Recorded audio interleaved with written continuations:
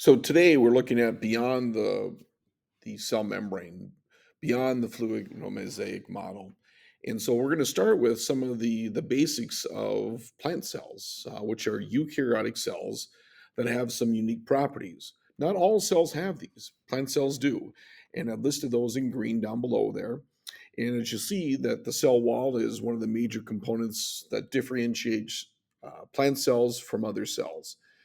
And this is a very rigid structure. It is unique in the sense that it is made up of material, small little sugar units. And when combined together, it makes it really kind of a impenetrable, very strong, rigid structure. And it's made of cellulose. So cellulose is this rigid cell wall or components of the cell wall that are small little sugar units linked together, as we've looked at from our biochemistry unit.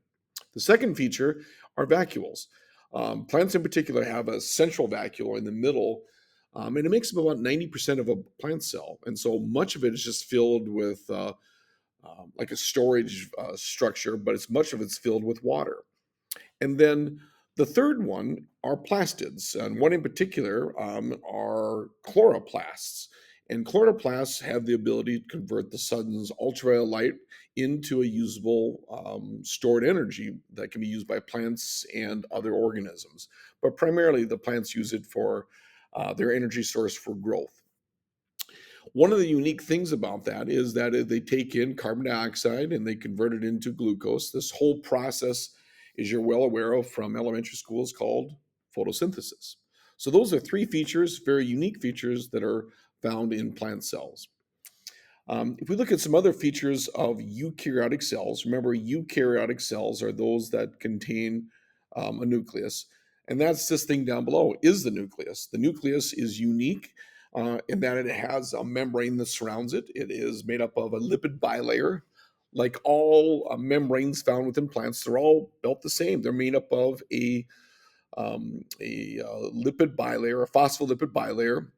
We do happen to sometimes refer to the nucleus or nuclear membrane as a nuclear envelope. So they're used interchangeably. The other element on that, number two on the list is the nucleoplasm.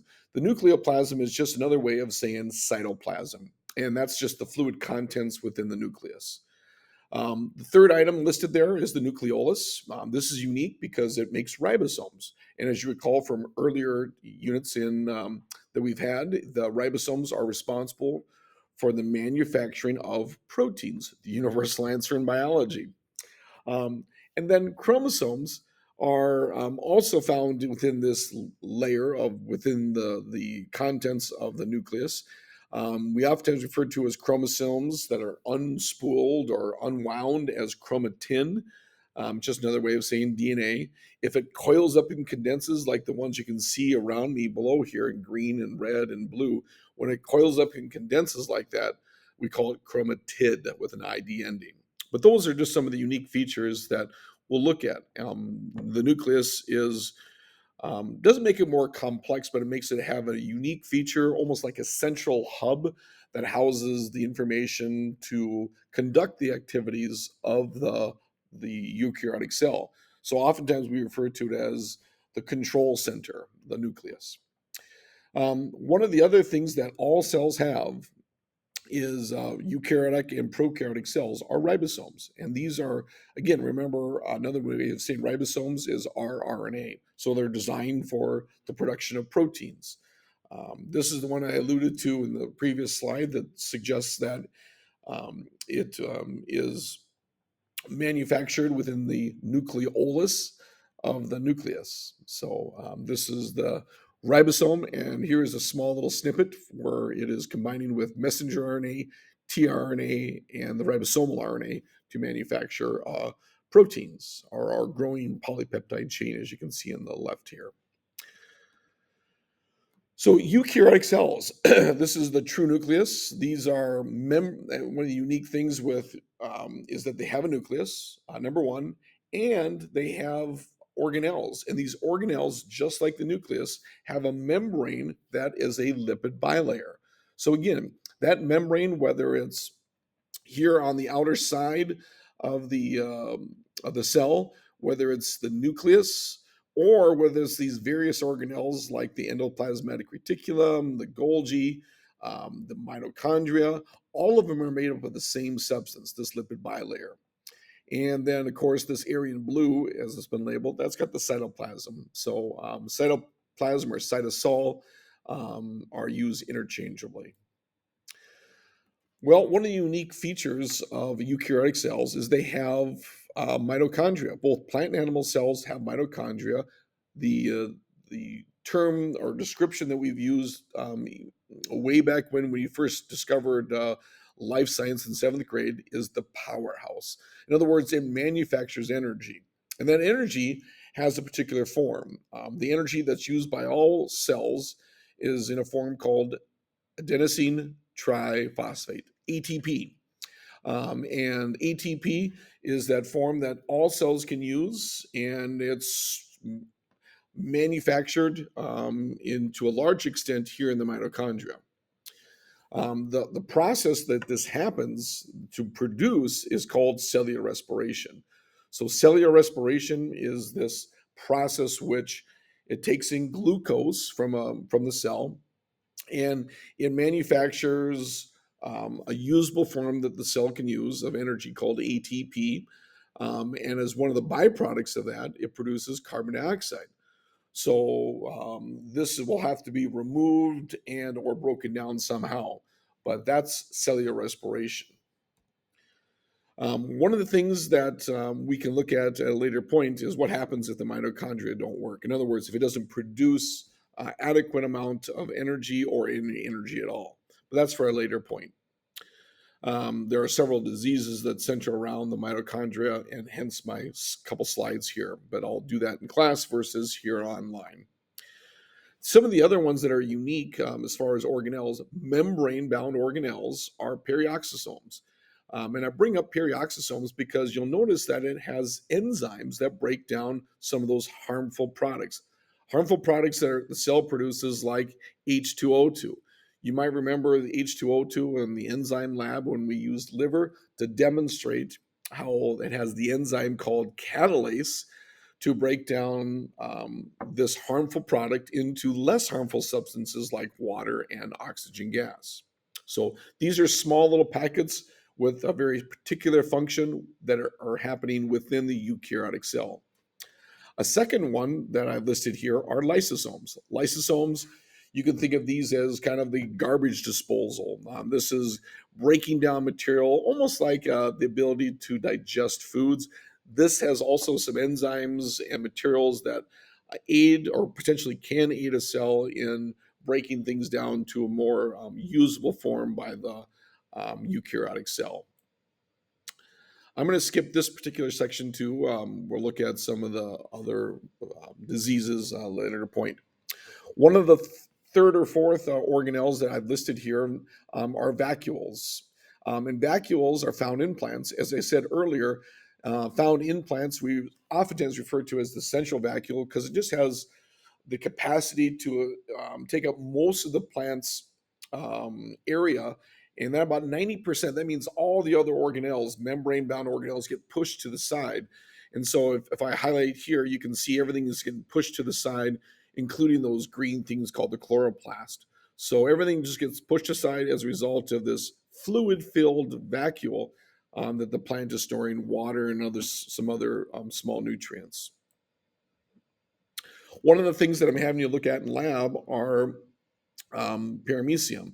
And paramecium have some of these traits that are very typical of eukaryotic cells.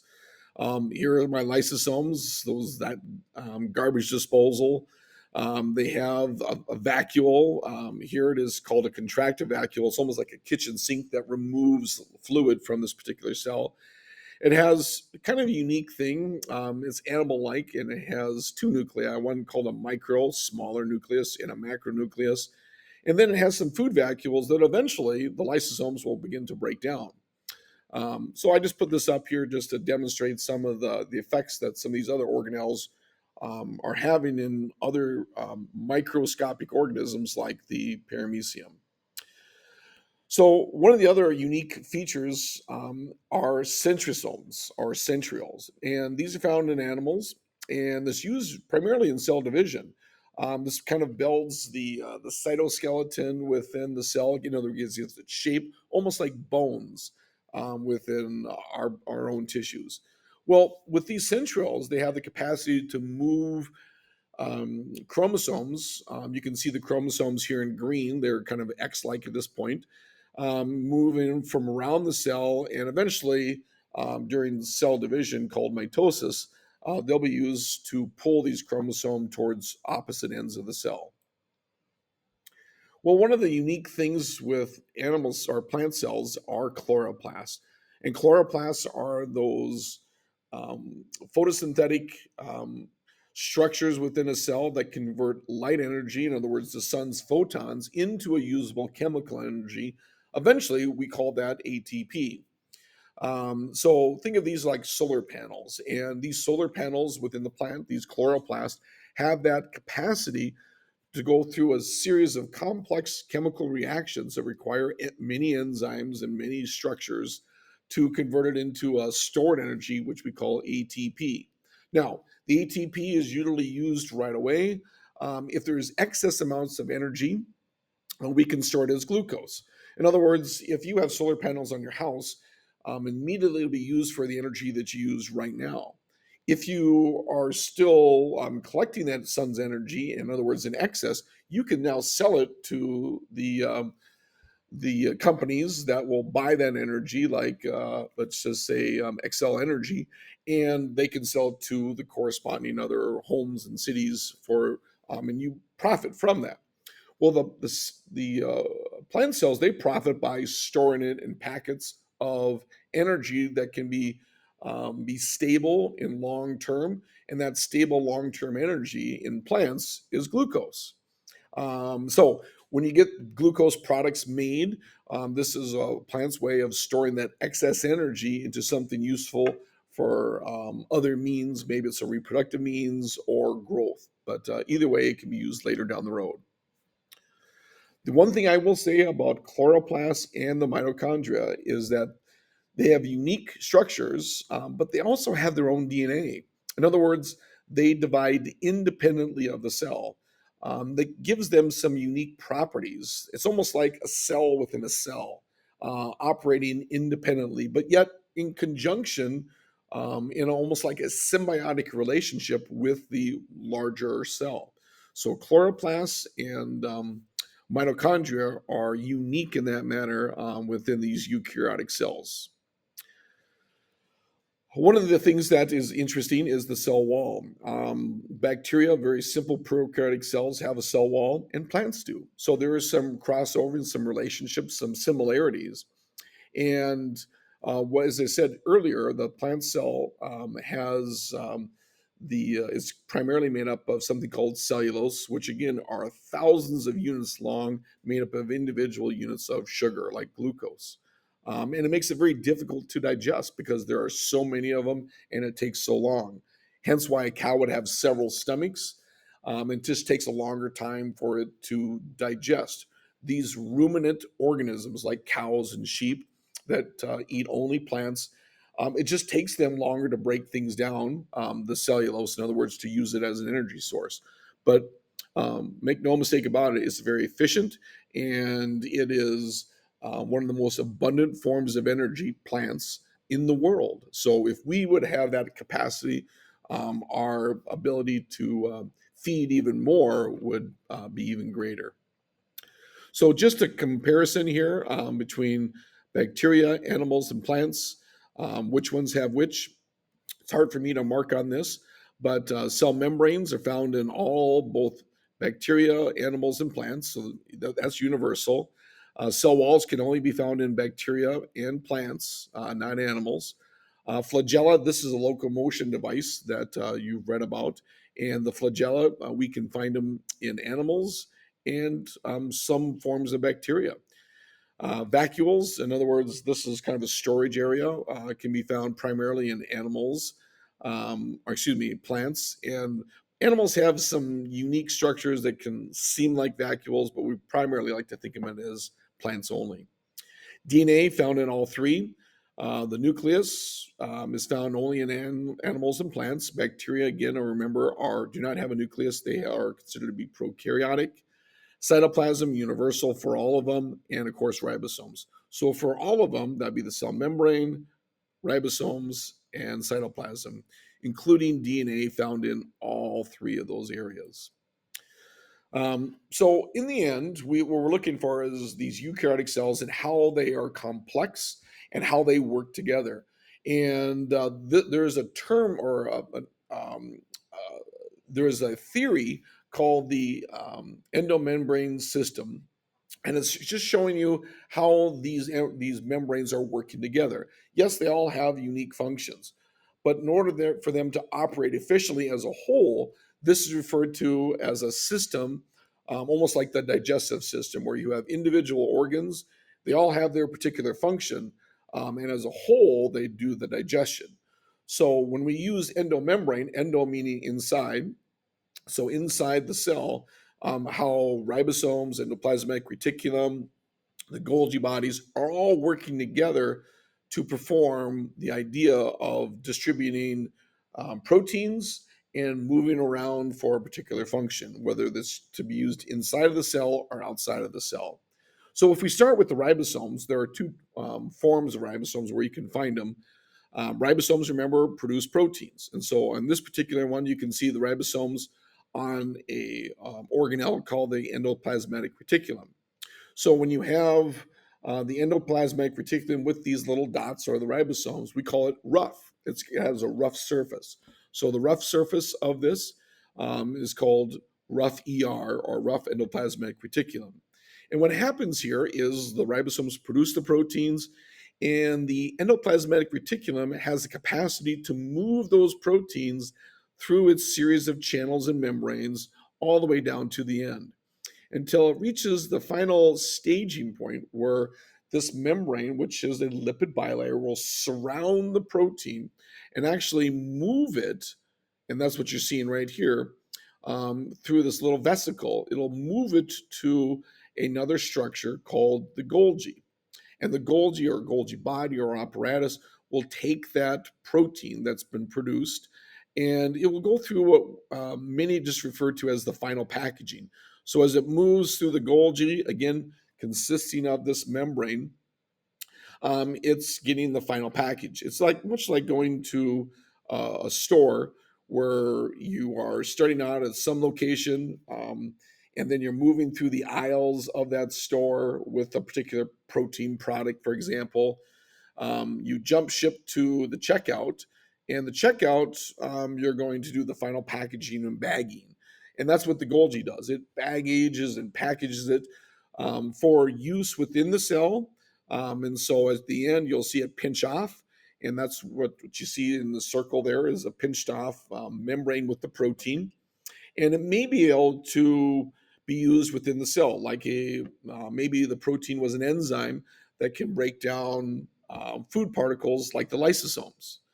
And so that could be used there, or it could be even exported outside of the cell to be used in another fashion for, like your stomach would produce certain enzymes, one called, it's an enzyme like structure called pepsin, which breaks down proteins. And so in that case, it needs to be secreted out to where that's located, where it can do its particular role or function. So again, the ribosome, the Golgi bodies, these are just have the capacity to process proteins, and that's what you're seeing right there with this little element. Vesicles. So interesting enough, vesicles are just small little membranes that are made up of lipid membranes from other organelles. So vesicles, for example, that are pinching off from the Golgi body with particular proteins. These newly formed vesicles, as I stated earlier, can be used within the cell with the protein components or move towards the cell membrane to merge with it and be exported out. So that's some of the use of these vesicles. Again, almost like a small little package. All of those would be containing these lipid bilayers. Highly encouraged to, in the notes, look through the endomembrane system. That is a video that you can see as you see fit within the context of my notes. Um, and then finally, this endosymbiosis theory. So, where you have these unique organelles like the chloroplasts and the mitochondria. So the idea here is it provides a possible explanation of how eukaryotic organisms came to be. In other words, how do they get so specialized in their organelles? And one of the ideas is that it's this a symbiotic relationship where you have this bacterium that um, oxygen is requiring oxygen, and you have this photosynthetic bacterium that produces its own energy merging somehow with another larger cell and closing it, maybe even protecting it. And so as time goes on, the two are benefiting from one another, maybe from the production of oxygen or energy or both. And as we see currently, the mitochondria and the chloroplast have embedded themselves so much so that if they were to be removed, the cell and or structures, organelles, would never survive on their own. And that's kind of what the symbiotic theory as well, with that video that I would encourage you to watch as another way of looking at some of the cell organelles and how they are working together and how it came to be. Cytoskeleton, as I said earlier, these are proteins that give the skeletal system, if I can use that in quotations, of the cell. It gives it a unique shape, whether it's square or circle or rectangular, gives it a shake, and just again provides the internal framework for the operation of that cell in its particular function. If we're looking at this, the use of a flagella, for example, again, we can see the flagella making up these microtubules that would form, again, having the ability to transport a particular cell, like a sperm cell, from one point to another. And it only can do that with the ability of these unique structures, these microtubules, which are proteins. I'm going to skip the diseases at this point and end this section of some of the main organelles. There are others that you'll have to look at in the chapter. And please know that it's idea of knowing some of the, like a Quizlet would be useful to list the organelle and its overall function. So I provided some of that with my Quizlet. The other element that you'll need to be aware of is looking at your textbooks, sections 7.3 in particular, to look at all of the organelles, which I did not cover here, that are included in your textbook. Peace.